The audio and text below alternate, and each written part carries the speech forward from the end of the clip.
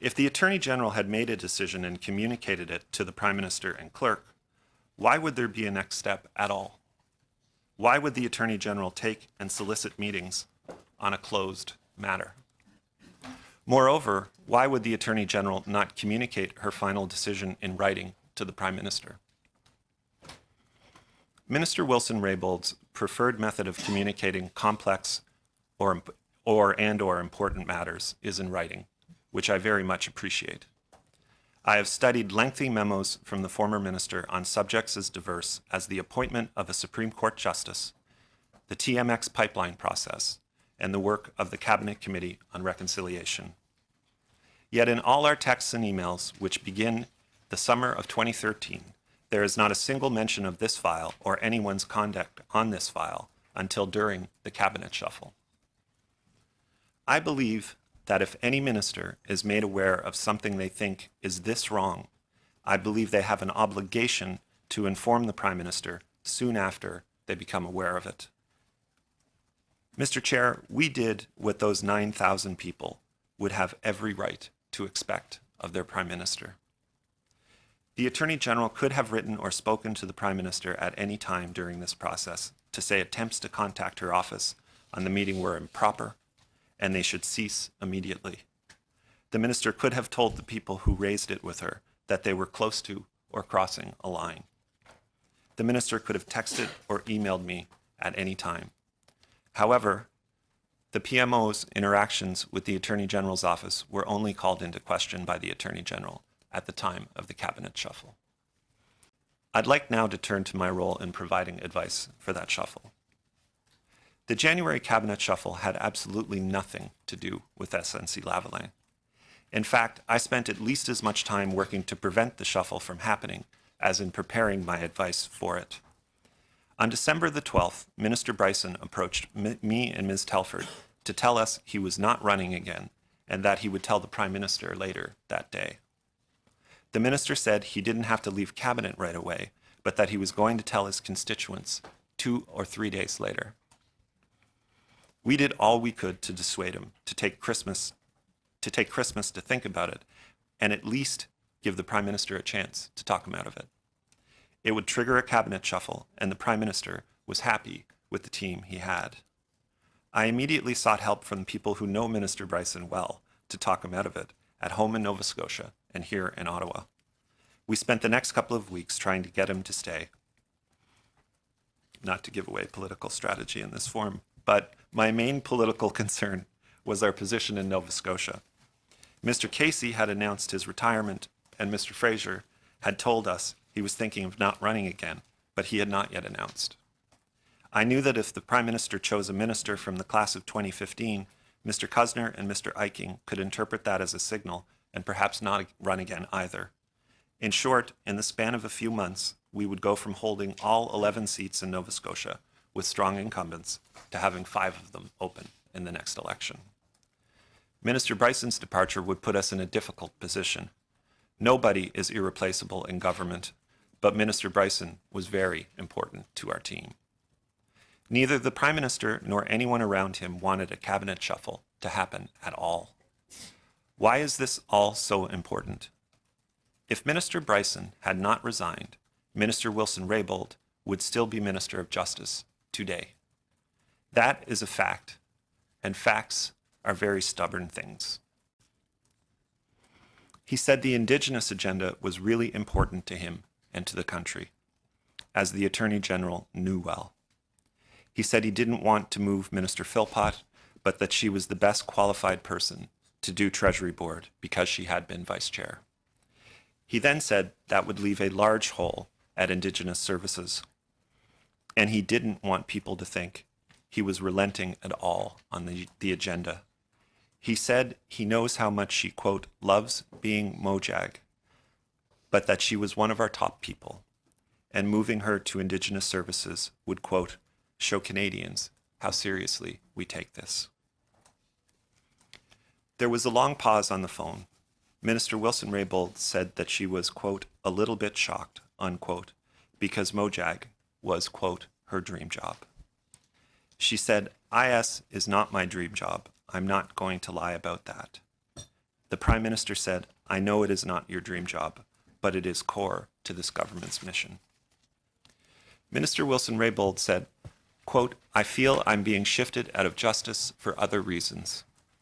The Prime Minister replied that he was doing this shuffle because he had to, and because he thinks it's the best thing for the government and the country. He repeated that he wouldn't be doing it at all if it weren't for Minister Bryson's departure. He said, "When you lose a team member, everyone else has to pitch in." The call concluded. Then Minister Wilson-Raybould did something I didn't expect. I had never seen anyone do it before in 13 shuffles over many years. The former Attorney General turned down a cabinet portfolio. She said she couldn't do it for the reason that she had spent her life opposed to the Indian Act and couldn't be in charge of programs administered under its authority. I want to say here, Mr. Chair, that I should have known that, and had we had more time to think of the cabinet shuffle, I probably would have realized it. Mr. Bouchard and Mr. Marquez and yourself, according to Jody Wilson-Raybould's testimony, kept looking for a solution, not external advice. It would seem that you determined that there was a problem. Prime Minister determined there was a problem. You communicated with PMO that there was a solution that was needed. But you tell us today that you weren't looking for a solution or an action. You just wanted her to take another opinion. So who is right, Jody or you? I am not here to call anybody names, Ms. Raid. But I really don't think I would have used that word. Okay. I really don't. I can't be 100% certain. And if there were any problem that I felt needed to be solved, it was to make sure that all due consideration was given in both options. That's all. And if I can add, and I think this is an important point because, you know, people have made a lot of insinuations, and I think they've been based on speculation. I don't have a strong opinion.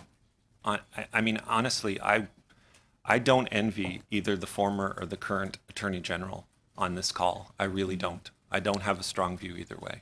Okay. Are you aware, Mr. Butts, that political considerations are not to be part of decision-making for the Attorney General? Absolutely. Do you believe that SNC-Lavalin was entitled to a deferred prosecution agreement? No, absolutely not.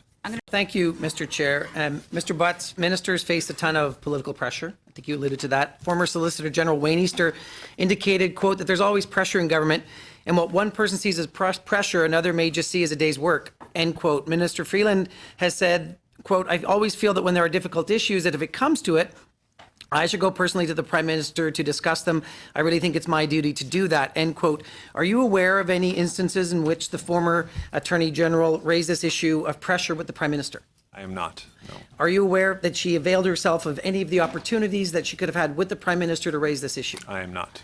At any point, did the former Attorney General ever raise the issue of pressure with you directly? No. So how do you then tell us this was he said, she said, and not a concerted campaign that you were involved in to intervene and override the decisions being taken by the Attorney General of Canada? Well, excuse me, I think I detailed the reasons why I don't think that was the case.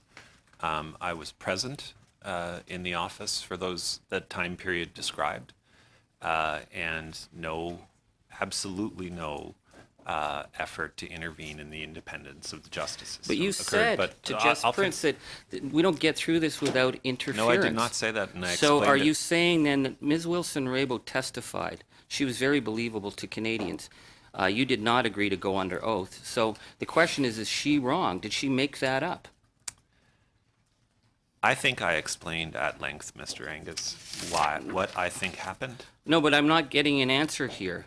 You may have explained it, but I don't understand. Because, Mr. Angus, as you say, with respect, she either Angus. lied or she Angus, didn't. please let the witness finish. Sorry, Please let him just finish the answer, and then we'll come back to you.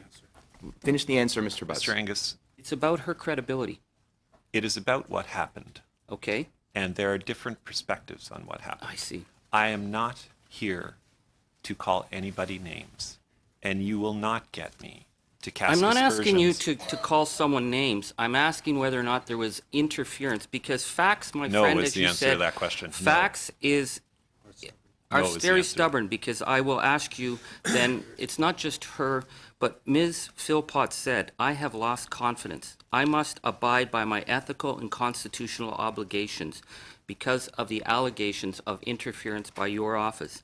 There can be a cost to acting on one's principles, but there is a greater cost in abandoning them." So is Ms. Philpott not understanding this either?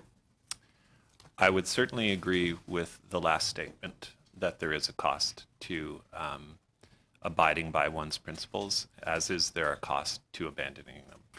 I am surprised that in your evidence you don't make reference to two people that I think played a very big role in this drama, the clerk of the Privy Council and the lawyer for SNC-Lavalin. So I'm going to ask how it is that you don't seem to recognize that the heaviest intimidation of our former Attorney General came from one-on-one meetings with the clerk of Privy Council September 19th, and that with that following phone call December 19th, and I will let you know, I completely believe every word we heard from Jody Wilson-Raybould without a doubt. So how is it that your evidence doesn't make reference to his actions, and did you know that he was going to phone her at home on December 19th and make veiled threats? No, I'm aware that the clerk and the deputy minister of justice are appearing later. So I know you'll have an opportunity to speak to them directly. But I will say about the clerk of the Privy Council, whom I've gotten to know fairly well over the past 3.5 years, that I find the accusations leveled against him completely inconsistent with his character. He has made enormous family and personal sacrifices to continue to serve the people of Canada. And I just can't imagine a circumstance where Michael Wernick would do the things he is alleged to have done. I find that even less credible given the fact that I am alleged to have done things I know I didn't do. Well, I would only So thanks for all the light that you've shed on the cabinet shuffle in January. With the benefit of hindsight, do you think that it was a mistake to move Ms. Wilson-Raybould? I don't like to do retrospective recharacterizations of events. I think that the government was put in a very difficult position, and I think in particular the Prime Minister was put in a very difficult decision. I think that there was no malice toward anybody, and there certainly wasn't personal malice toward anybody. The Prime Minister made, I think, a well-informed decision about the cabinet shuffle, and had everybody on the team done what the Prime Minister asked of them, then I think we would not be having this conversation today.